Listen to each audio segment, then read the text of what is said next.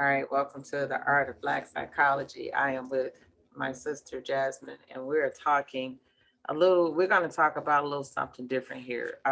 We even came up with a description for what her art is, and hers is black splaining medical care.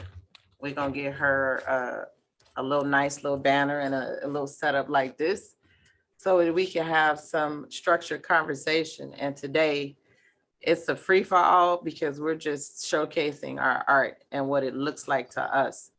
And so this is going to be a free discussion. We're going to talk about many things. There will be some interweaving, um, some deeper discussions. And as always, what I like to say is if you have questions, you can always come and ask me. My page is literally the Art of Black Psychology right there on Facebook. Haven't started any Twitter or Instagram, nothing like that. There will be a TikTok, and how I present my art, it depends on the mood that I'm in. So sometimes I'm straight, sometimes I'm emotional, but the emotional part, right, is understanding my emotions, not emotions as in I can't control them, emotions as in I explain them and I acknowledge them. It's not a I'm gonna ignore that I'm angry type of thing. We're gonna walk through the whole process. That's my art. And then I like to direct anything how I'm thinking. I like to have I like to give it a direction. So if it's coming from me, let it sit with me. But if it's coming from someone else, yeah, I don't own that. I give it back. I don't like stuff like that. So that's the nature of how I'm going to be processing mine. And I'm going to turn it over to Jasmine so she can explain Black medical care.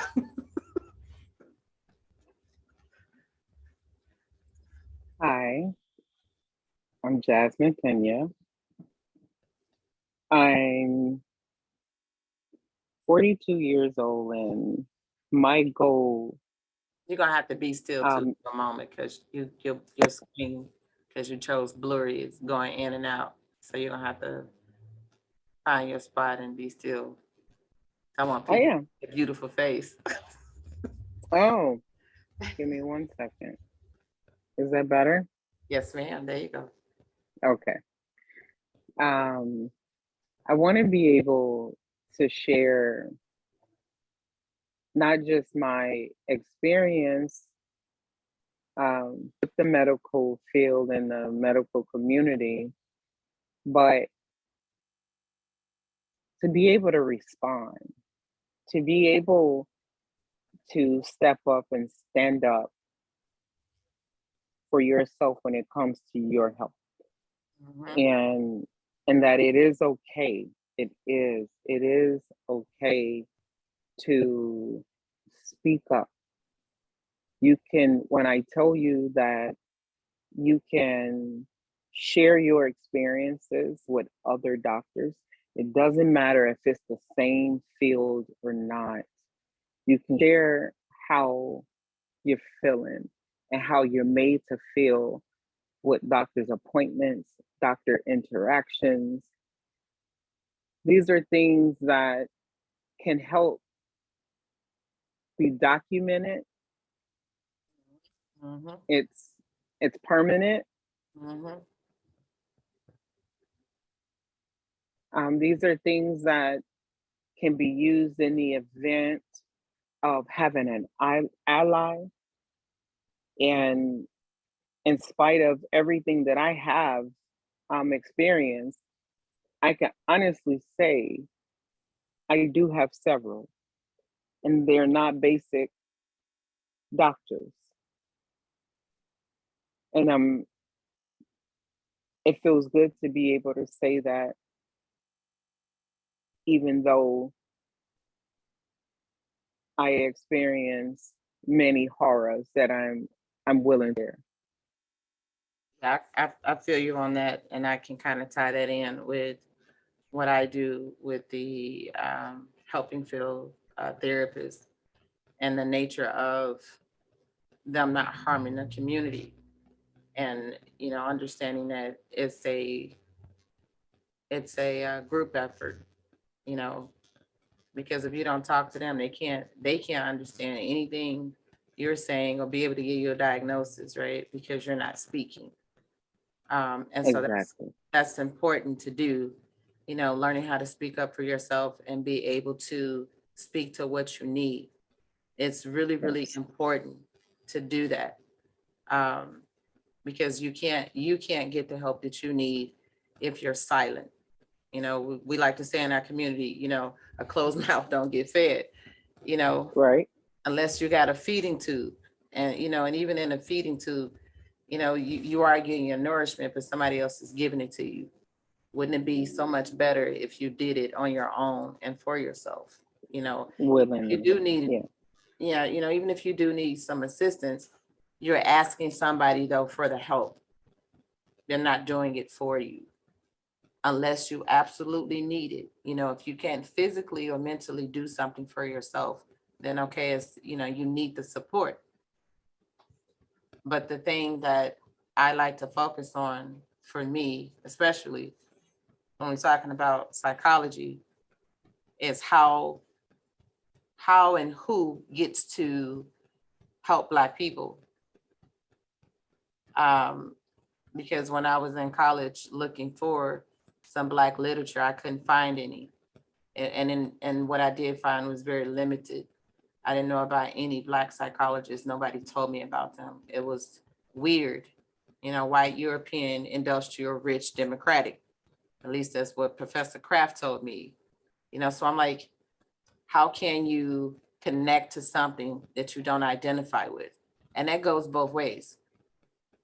That goes for, you know, a patient talking to a doctor or a doctor being able to relate to the patient, especially if the Yes. doctors live in the community. If you're outside of it and you only learn about your um, your clients, your customers from books, something that you read about. But firsthand experience, firsthand knowledge is always, you know, um, it's always the goal. At least, that's what I think anyway. Because who's the expert on my life but me? I experienced it. I lived in this body, so that's kind of like how I think about it. So how do you feel? How do you think about your life in terms of who gets to speak for you, Jasmine?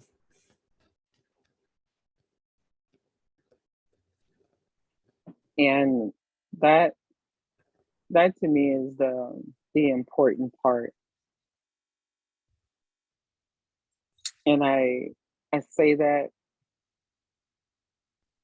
I say that from experience, especially with being told by medical professionals that they will sure you will never get help. Mm-hmm. Yeah, I And remember. when things like that is and when things like that is said to you,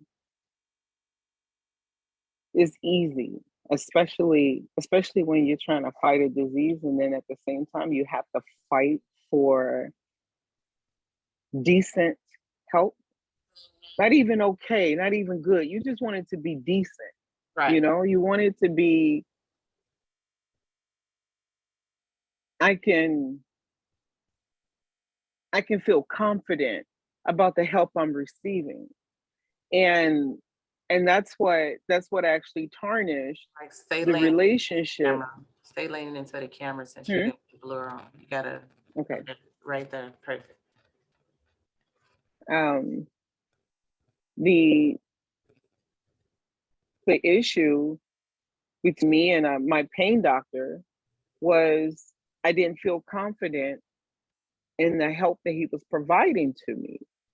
Um, and I challenged him. And when I challenged him, and what I mean by that was I had a failed spinal cord stimulator trial that I suffered from Mhm, mhm. that that had to be stuck in my back while it was still in the wrong position. I could not sit up. I couldn't move. I had to lie flat.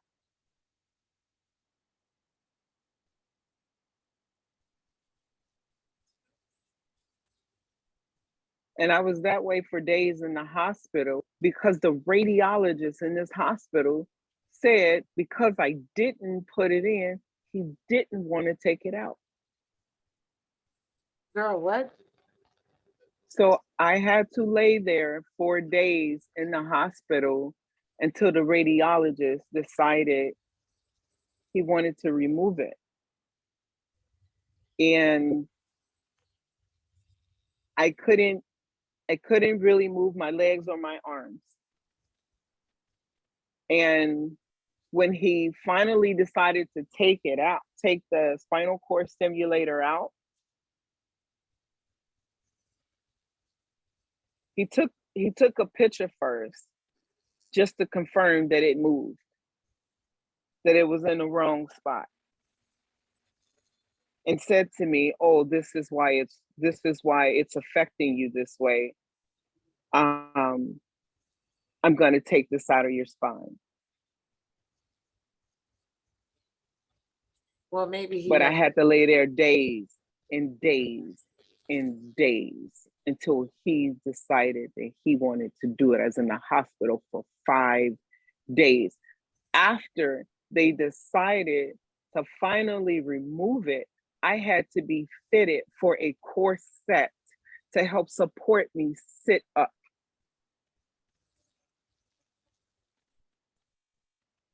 I So, had to use that. so Mhm. I got a quick question. I just want to jump in here real quick to Yes. ask you or to make a statement. But either way, you know, you were there, I wasn't. So you Mhm. get to explain to me the question that I'm asking you based on your experience. Mhm. So, do you think that he did that because he didn't want to be held medically liable for anything that would go wrong with your back? Oh, absolutely. That is their a part of their oath. And the worst part about being associated with that pain doctor, and this is the second pain doctor I've had. The first pain doctor I've ever had was with the University of Chicago. So I was used to a pain doctor being associated with a hospital. So anything that happened to me, I can go to that hospital. This pain doctor that I found, or he was suggested, I'm sure he was suggested because I didn't know where to go. I was ready to go back to University of Chicago, although I was living out in Hoffman Estates in Schaumburg, Illinois. So I found him, and then I didn't know that he was not associated with any hospitals. Wow. And that's the worst type of pain doctor to have because you're right. When you do go into the hospital and they've done something, they don't. They don't want to correct anything that they've done. And how fair is that to the human being, right? The patient. Exactly. How Exactly. fair is that? How fair was it for me to lay there for 5 days? So would you say it's your fault because, you know, you didn't pick a good doctor or you didn't do your research on a doctor that someone else recommended for you? I had I had no I didn't have any true direction with this pain doctor with CRPS, and that's complex regional pain syndrome. And that is from a damaged nerve that's in my spine that affects my right leg. I had instant nerve damage when I got injured when I worked for the airlines. This is a condition that happens. And the the part that offended me the most was he didn't even try. He didn't put much effort into helping me after the failed spinal cord stimulator. There wasn't much of a true help because he couldn't understand why my nerves were responding the way that they were. But CRPS does affect your nerves, your sensation. I do not have regular sensation in my right leg and foot. It started from my foot up when the side effects of CRPS started happening. It was even harder for me being a Black woman with CRPS. Yeah, I was getting ready to ask you that question. That was next. You jumped ahead. Dang. Go ahead. Because even if you Google today, CRPS, when I was diagnosed with CRPS, that was 2013. Yeah, 2012, 2013. Even if you Google today, you would get nothing but white faces. As if CRPS does not happen amongst the Black community, you don't see all the discoloration. We don't turn as many colors as other ethnicities. And I want to say too that the possibility of that showing up could come from, your DNA, right? Epigenetic stuff, things that get passed down generationally. So when they talk about trauma, we also get to talk about disease. Those things get handed down too. And historically, Mhm. if we understand the nature of this of United States of America and this enslavement of its people, Mhm. we can trace our great grandmother who passed back in 2016, was born in 1916. She said on a plantation, right? So now I'm in the process. I want to anyway get as much of our history as possible so that we can connect these genetic disorders to the origins of which they come from. Because we also have a blood disorder on our father's side that's also European in its nature. And, my daughter has blood clots and stuff in her leg. And, we've dealt with that in our family. And so when we talk about, and they say, give us your family history, we can only talk about things that we know about, things that people talk about. But we have some if we have some genetic disorders going on in our body that nobody else is displaying, because that one piece of the code of the DNA is showing up in us.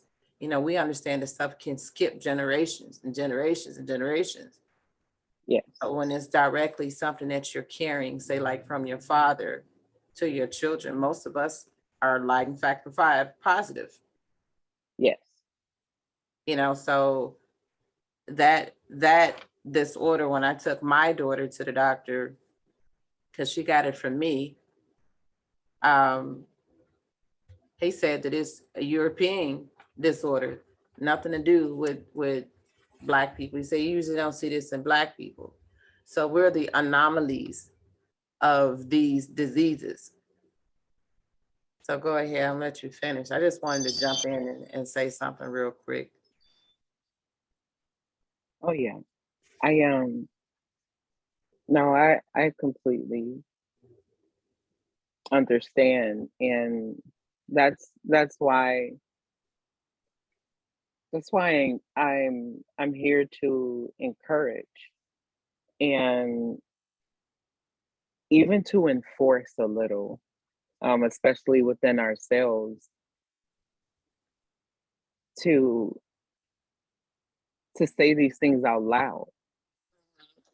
Exactly. And I was, after my with my last visit with this doctor, um he had a student, intern, and he had already had the script ready for me. Mhm. And he spoke to me. He said, well, I want you to see this. It's this guy, he's really big on pain. It's all this mental. So I asked him, I said, do you not believe my pain is real? Do you not understand that it takes more than these pain meds that I'm being prescribed? I said, I'll talk and listen to this guy that you're trying to recommend for me to see, but I still want to understand your next steps. I want to know what it is you're going to do for me. See, you're telling me what to do, right? And I'm doing it. I consistently and faithfully do my therapy, my physical occupational therapy. There is not a year, except for 2019, that I have gone without having to have any physical therapy or any hospitalizations. 2019. From 2002.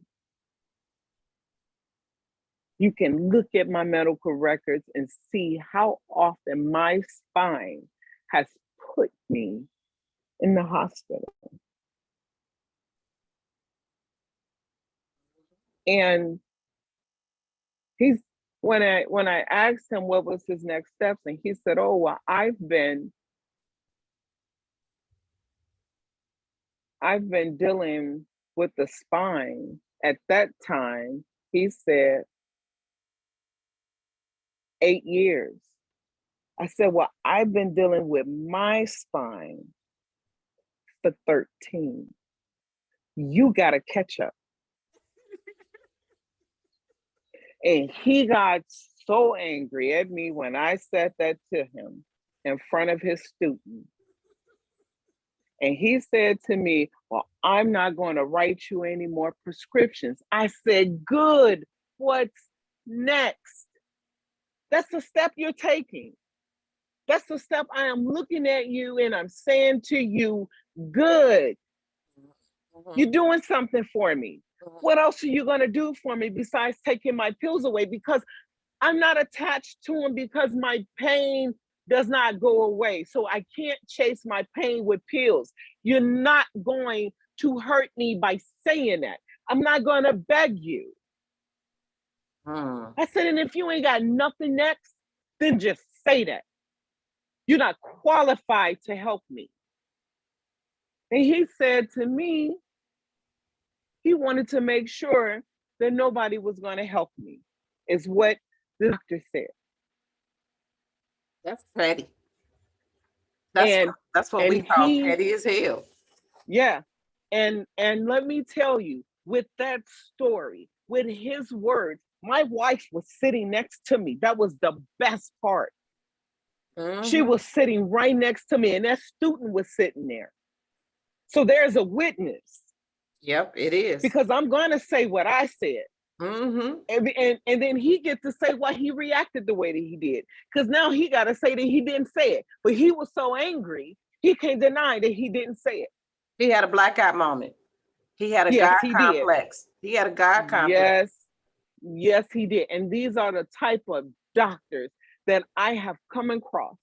And the same neurologist, he wasn't a neurologist, he was a neurosurgeon. And I made an appointment I had already had an appointment to see him. And although that doctor stood there and told me that he was going to make sure that no one was going to help me, I went to see this doctor anyway.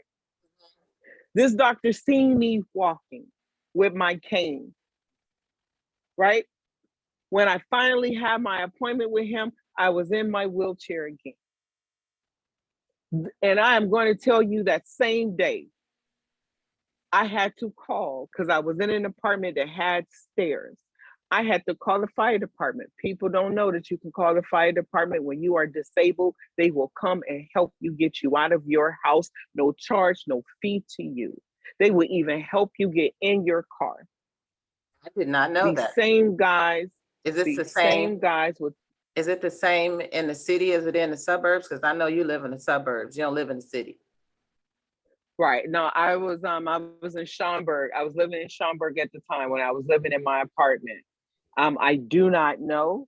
Okay. That is something I would like to find out. But and they even said to me, they even asked me, where was I going? I said I have an appointment with a neurosurgeon. I don't want to miss. And they said okay. And they said, when is your appointment over? Because if you need us to help you get back in the house, you call us. That's what they said to me. Nice. And this is how I didn't miss my appointments in a wheelchair, confined in my home. You have to call the fire department. I called the fire department. That is my dedication to myself. That is my dedication to my medical health. I knew who to call to help me because I didn't want to miss an opportunity to get help for myself. And I thank God because it was meant for me to be there. Because when I got to that appointment, I said to him what the doctor said to me, and he said, I am going to help you. How dare he say something like that to you? Inhumane. Inhumane. That's what it was. How can you call He said, yourself a doctor? You took an oath not to harm people. And what did you do? yes, See, they need to be vetted too. Doctors need to be abandonment, vetted. abandonment. Yeah. This is how these doctors talk to you because then they feel like that they have a sense of control because you're in this need.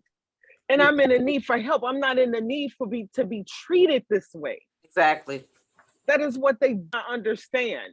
They do not understand what I have to go through to make sure I'm okay. You can't fake something like this and be treated that way and still go back.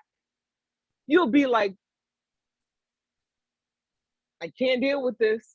I had to do a clean version because I knew what I wanted to say. Okay. I'm Good. done with this. And I'm going to walk and I'm going to do my thing if I was pretending. Okay. But because I am not pretending, I'm fighting. It is a fight I take on proudly because I cannot live this way. I would have ended this a long time ago. I feel you. If I did not have purpose in my life and with my health.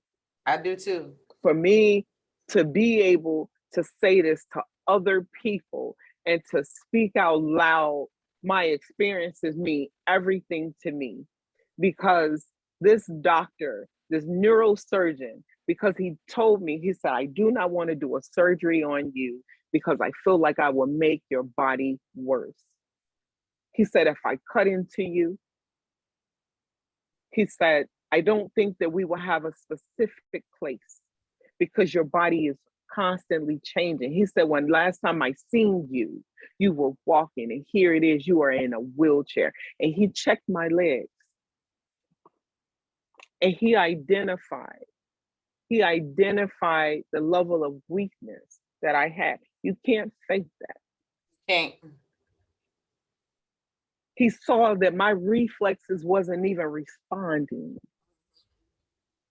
And when he saw that, he said, I want you to get help. Say, have you ever heard of North Shore?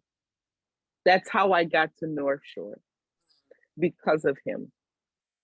And that was a better recommendation, right? Exactly. These were doctors, so many different profession of doctors attached to one hospital. All of these different specialists in one place was something I always wanted because I needed everybody to be on board. I wanted everybody to understand this is where we are and this is where we're gonna go. And this is the path, this is the process. That's it. That is it. I wanted a team of people to be in the same space and understand the same thing so you can have a goal of helping me. Exactly. Someone who is pretending will not do that. They will rather have doctors who do not communicate so they can say what they want to say. But I need to say what I need to say, and that's to help me. This is what I'm feeling.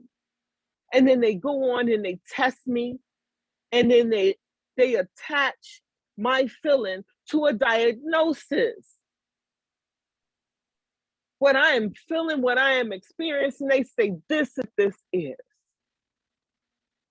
They're not assuming nothing. This is what North Shore is doing for me, giving me answers when Amita couldn't. Did you say Am- Amita? Amita helped. Oh, that just made me sit here and think of something about them and the mental Yes, health field. Ooh, yes, what happened to my son, girl? yes, yes, Mm-mm. yes. Mm-mm. They the reason why I question myself about being in the helping field to do therapy, Mm-hmm. Yes, because when you don't have the right people working for you, then how can they, with all confidence and security, stability and availability, help people in a community that they have no attachment to besides getting some insurance money? Because my son was kidnapped by Amita Health System for 5 days. and you're explaining it, and you're explaining it how it was felt. Exactly. Yeah. Because I didn't know where he was. I filed a police report. When we, in hindsight, when we Mm-hmm. talk about it, he told me that he was going to, seek help. He wanted to talk to somebody about what happened to him in college. And so, Mm-hmm. when you go for one thing, you start talking about, many other things. But that was the main thing. Right. And, they called me to ask me if he was in college, if he was actually there, but they couldn't tell me that they had him. The real reason why I was calling around trying to find my son is I thought maybe he Yeah. might have been in the ditch or something, you know. Right. But, Right. and I even told these people, I said, I filed a police report. I'm looking, can you tell me if you got him? They was like, no, we can't tell you. It's against HIPAA laws. I said, okay, I get Wow. that. But can you at least tell me if you have him? I haven't been to sleep. I Okay. haven't Yeah. eaten. I got Yeah. people This looking is for my my child. son. It's a whole, Yes. it's you getting ready to have a whole community getting ready to go look for my son. Right. You got to And tell you me can't tell something. me you got him. Then Right. I get a random phone call the next day. And I said it was really random. But I'm a mother, I'm concerned. So of course, oh, you got my son? They're like, yeah, call us back. That was a message that I got. So when I called back, I talked to his social worker. He's like, yeah, Brian told us in college. Is that true? Brian said he's seeing this person. Is it true? I'm like, not once did you confirm anything with me to say Brian gave you permission to talk to me and you got some paperwork that he signed and you got a witness. Because you Right. got to release that. Oh, well, maybe you thought you could bypass that because why he was coming to see you. But I don't know. Did he get a diagnosis or did y'all just pump him full of pills? While you was asking me questions, you never answered mine. So it was a breach in your contract. I could have said it could have been reciprocal, but the only thing you told me is that you had him. Everything else should have been non-relevant and should have been weighted on his agreement to have me speak for him in his absence. And that didn't happen, Amita Health. So, Yeah. that just brought that story up real Triggered. quick It triggered. because it was Yeah. so much, girl, I was so traumatized. I had to go away for a week.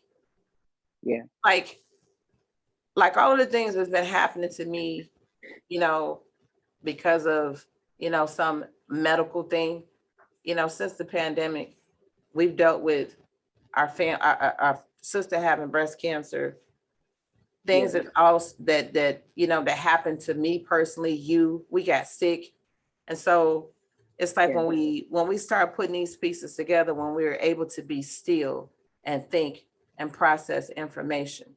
you know I say all the time, they say COVID got a lot of recognition for what it did to people, Yeah. sick and then passing. Yeah. We had loved ones that transitioned from it. But then and as we get ready to move forward, and they say, well, proceed with caution. you know what we're also proceeding with is what it's still doing to our bodies for those of us who had it, and what it's Yeah. affecting. And Yeah. we got to go to the same community that you're talking about, that I'm talking Yeah. about, to help us Yeah. process it. Because even in the mental health field, we're seeing an increase of people coming to therapy because they're struggling living with life as it is currently. I posted some articles that talked about COVID having an effect on on people's mental capacity to reconnect again to society, because it was Yeah. an abrupt halt. Yeah. And it kind of forced people to talk to each other, some stuff that they didn't know how to do, because Oh, it forced me to have some conversations with people. And I did a lot of yeah. apologizing, because I was like, when you constantly moving, you don't think about it. You're thinking of getting to the Yeah. next thing, getting up to go to work, or getting up to go to school, or getting up to go to your business. So it's like business as usual. But when everything stops, you're like, okay, what am I going to do? Like, okay, what am I doing myself? Some people play games. All the games was gone off the shelf. Some people went traveling. We did many things, but then the reality was, Right. how long is this going to go on? How can we reconnect Right. with each other and society? And just to jump back in and say, we're just going to jump back in and just start where we left off at. And it's confusing to people, because people wanted to work from home. People wanted to stay at home with their children. And they were Mm-hmm. denied that because you said that they couldn't do it. But now that you're trying to put Right. everything back together again, they're like, well, wait, my children, it's stuff going on at the schools. It's fighting and stuff Yep. going on. Our children can't get along. It's all this violence, especially in Chicago, on the south and west sides of the city. We seeing Yeah. our kids really, really struggle, like bad. And then, it makes me want to form some groups, like some concerned moms, like the whole dad thing. They went into the schools, and just their presence. Like, I just wanted Yeah. my presence to be there, just in case, somebody Yeah. needs somebody to talk to in the You moment. know, you know what? I want to share this with you, and I'm grateful that you said that. I am so grateful that this is something you want to do. And I've gone to pride parades for many, many years now. And what we're starting to notice now at the parades or the gatherings and during our Pride Month, which is June, there are women, older women that walk around with these T-shirts that are support moms for children who have come out and they no longer have their families, and they wear this T-shirt that says, "I will give you a hug and I will support you." And that is all that what you said warmed my heart, because I seen that display and I know what it's like. You know what I'm saying? I know that the people that mattered to me the most, I understand now, did their best to maintain in my life. But it's important that you said that these kids in this school is is our children are experiencing these things and still have to go to school, and to have a mom presence there, it will change, because sometimes there's just a hard day. Mhm. Sometimes, and not just sometimes, these children are literally living in a time to where they had to see massive death. They had to see death in such a horrific way, and it shut the world down. Exactly. And they still have to function and educate themselves. And then on top of this world crumbling with death, they had to see, spread it around them, this cop take this man's life. They're them. They saw them on the ground. Because of where they live, they saw them on that ground. And that's in their head, right? Because now everything has become socially aware. And these children still got to work through this. They still got to live through this. You know how conflicting that is inside of them, the rage that they feel. And this is the generation that lived through 9/11. They were born, because I have a daughter. So not only was she born during that time, so it changed it. It Yeah. changed the narrative of being able to go to the airport, and seeing your family come in. So all of the protections that was put in was limiting what they had access to. And then some of them, when it came to 2020 and they were expected to graduate from high school, grade school, college, all of their achievements, and then they couldn't. And now we got war. Yeah. And they're old enough now to participate in it. Yeah. So, sometimes you just can't make this up. Right. You know what I mean? You watch it, because my daughter is going to be 21 this year.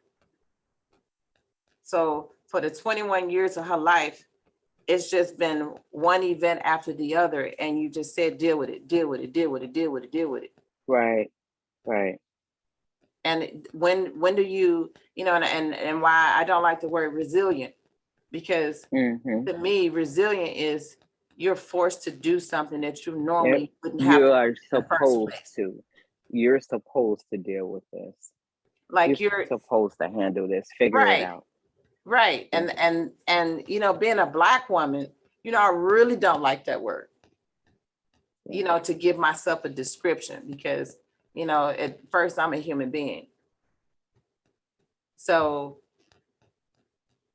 and I speak that way for a reason, because the structure that's in place currently is not really working for us. But you do owe us, America, for the racist nature that you participated in the structural and functional way of psychology that you use.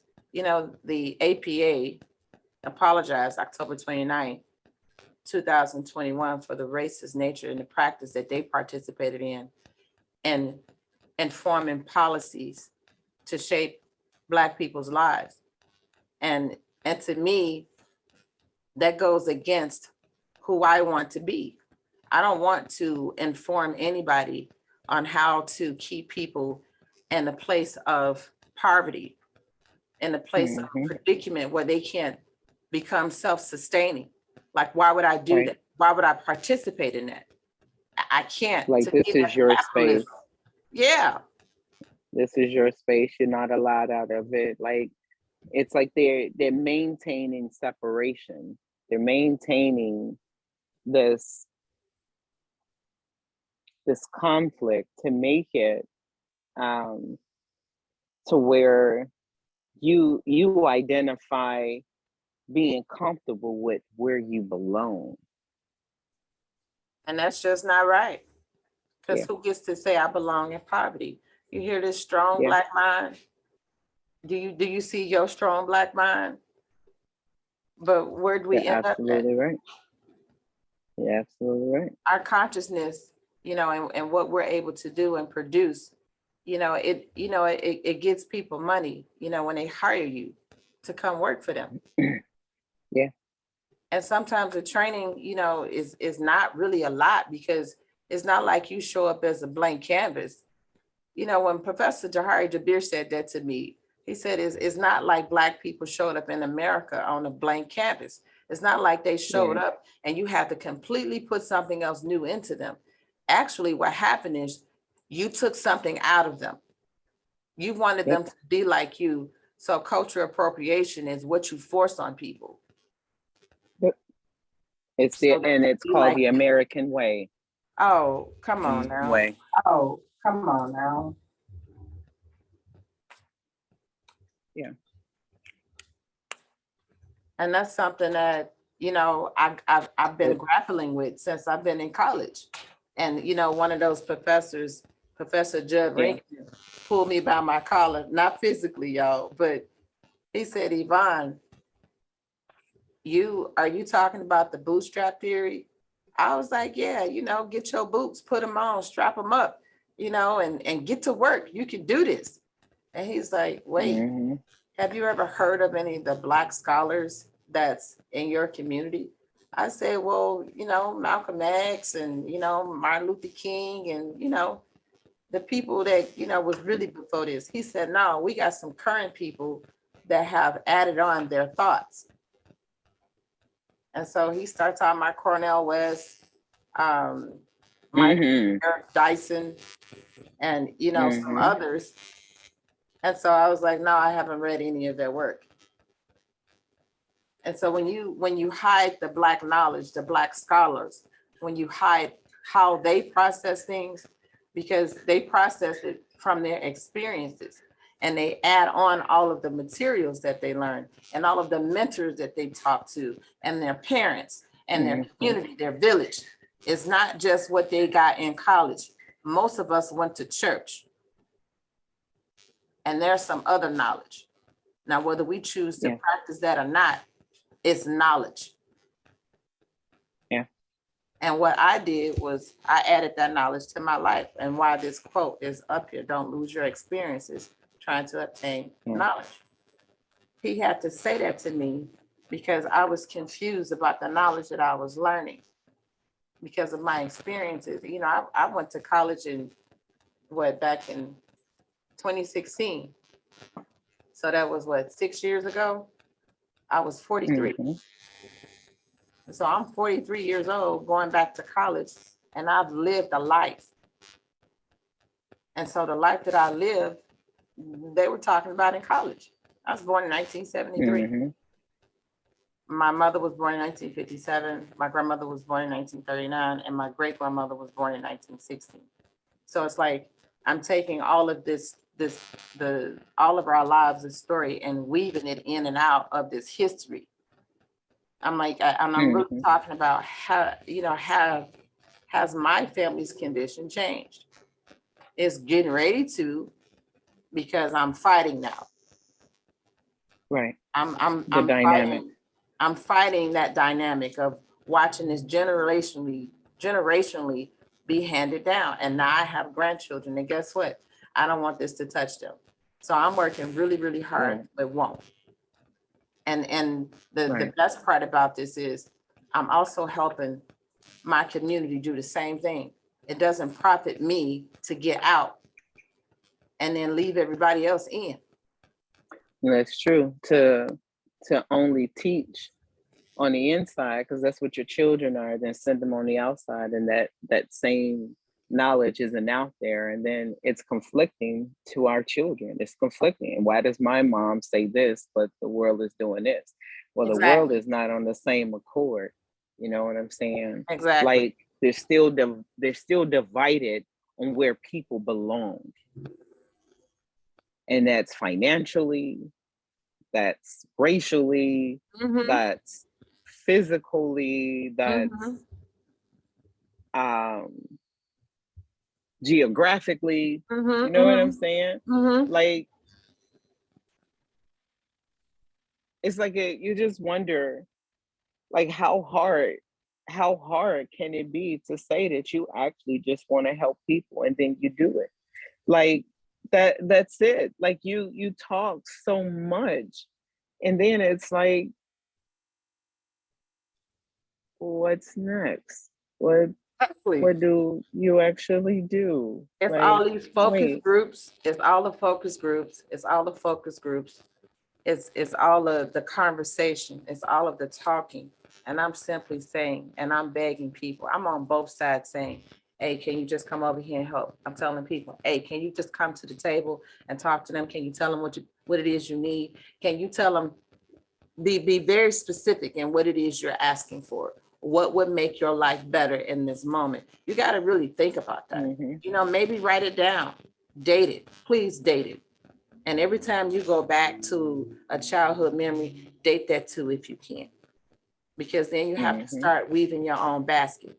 Like what happened to you Oh yeah. in time periods? What was Yeah. your family going through? What actually happened to the dynamic of your family generationally? Go back as far as you can. Talk to your elders before they transition. So Oh when yeah. now when I know an elder and they transition, especially if I haven't talked to them, it hurts me because I know that's a library that just transitioned. Right. It's some information there that I didn't get. Definitely. A foundation to tell me how to live my life because they lived it already. They can tell me the do's and don'ts. And if I do it, what to expect. Right. Not to say that that's going to happen to me, but that's the possibility. And you got to keep that in mind when you're Mm-hmm. going through something that they said is a bad idea. Even if you do want to experience it, just keep it in mind. This could possibly happen.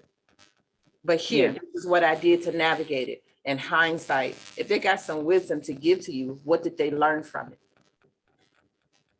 And that's what I do. That's what I'm doing in the art of Black psychology.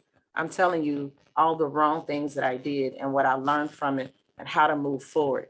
And even if I get stuck in me moving, I'm going to talk about it. Why?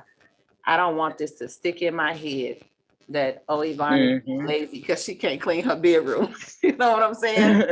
It's a Right. moment of reflection. It's to say that, Right. in this moment, because I do this type of work, by the time I get back there in my room to go to bed, I don't want to do nothing. I just want to crash,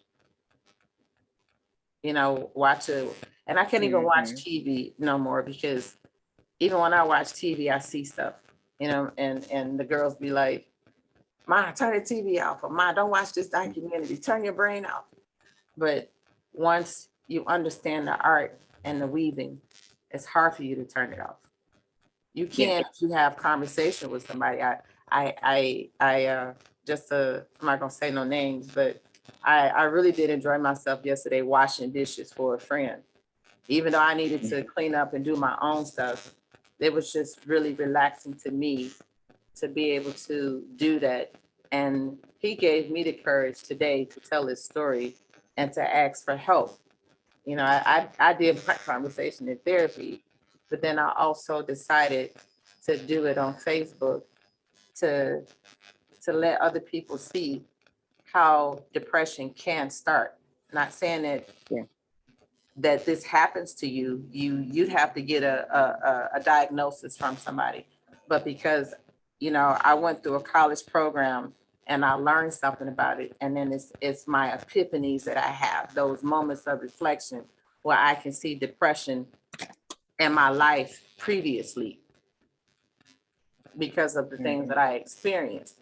And so now going forward, I can see when it's getting ready to start and I'll be like, uh-oh, I got to get some help. I got to talk about this. Right. I got to reach out to somebody. And all the time, listen, therapists may not be available. So who do you reach out to? Who gets to heal Black Right. people? And for me, it's anybody that's going to show up to give me what I need. That's who gets to heal me. And, Right. and it's in those moments where we become vulnerable that those things can happen. When you put your pride aside and you ask for some help. Like, it took a lot for my friend to ask me to come wash dishes. Mm-hmm. You know what I'm saying? Like, I Yeah. acknowledge that Yeah. because I've done it. That was that was more important than the physical act. Just Yeah, acknowledging the fact that, I asked because yeah, you asked me to come help you. You know what I'm saying? And yeah, it wasn't like you wanted to, because it's, you like, oh, my sister is sick already herself. She got things that she's dealing with, but this is what I have that's available. And, and instead of me suffering, I'm going to ask for this help.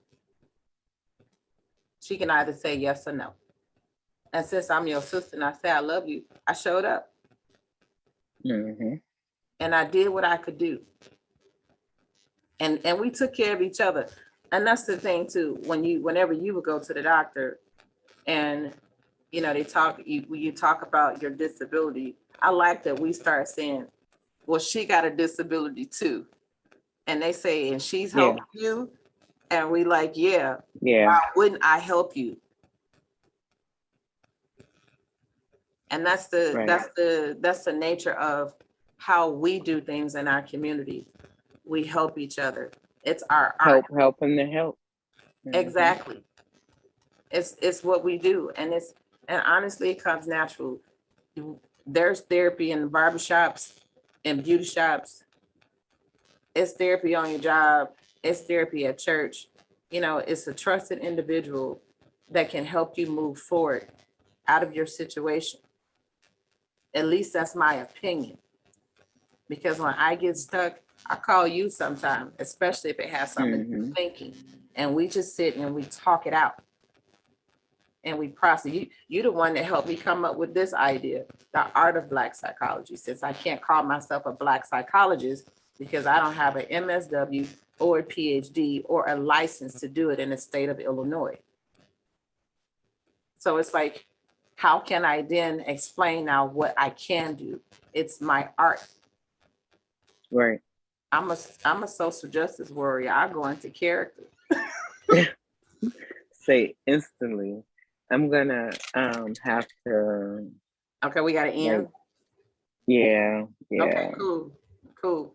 But thank you so much for joining, Sister Jasmine Pena. I really do appreciate your time and your effort, yeah, and displaying your knowledge and sharing that with the community, because that is more powerful than anything. Being able to advocate for yourself, and the other yeah, advocating part is asking others to help you advocate. yeah. And that's all I wanted to be able to help, because it was something that I wanted, and I still desire help, but I do know that sometimes you do have to help the help. And and what I mean, let me be specific. What I mean by helping the help is not actually physically, not physically helping, but to help put you in a better direction. You have to share your story so you get better treatment. So that's what I mean by helping the help. Because if you want to truly receive medical help, you want to receive what's the best. So help the help. And we got to speak. We got to speak and we got to talk. We got to have our voices out there and have this type of treatment Mhm. taken seriously. And it needs to change. It has to change. I should not have to say this in 2022, but it's very true. Oh man, that was a complete wrap up, and that what you just spoke goes for me too, in the mental health community. Exactly what you just said. Speak up, be very direct, be open, be Mm-hmm. vulnerable in that space, because that's Mm-hmm. how they're going to help you. At least that's what they're supposed Mm, to. And if they don't, I'm getting ready to start a new organization to vet therapists. I'm not playing. What happened to my that son was was ridiculous. that was very that was very important that you said. I'm sorry. Um, it was very important to me that oh my God, Somebody very gonna bust the important to studio me, behind this. It's okay. right? the very important part to me that you said was to tell people to be vulnerable in that space. Very true. Mhm. Because you want to respond and not react. Exactly. Yeah. There you go. Perfect. Very, very awesome. I love that you said that. Mhm. Because that's what I do. That's how I show up. I show up vulnerable in all my spaces, just so I can be clear to understand how are you treating me as a human being? Because I'm being Mm-hmm. open and honest with you. I'm laying bare. Mm-hmm. You know, if you're a Christian, it's a sacrifice. Mm-hmm. And if you're not a Christian, it's still a sacrifice. Either way you look at it Yeah. and how you want to explain it, that's on you. I can look at a sacrifice in many different ways. And I'm saying it's a sacrifice. Yeah. For me to be out here, and it's a sacrifice for you two to do the same thing. And that's why we can't do it so much all the time, because it's draining. It's Yeah. physically and mentally draining. But this is the work of an activist, bringing awareness to a situation. I'm bringing awareness to psychology, and you're bringing awareness to the medical health field. And we're both Yeah. doing important work. And I'm glad you're on my team. I'm grateful to be on your team. All right, generation to generation. Let's get it. Absolutely. All right. Till next time, Jasmine Pena, thank you so much. Absolutely.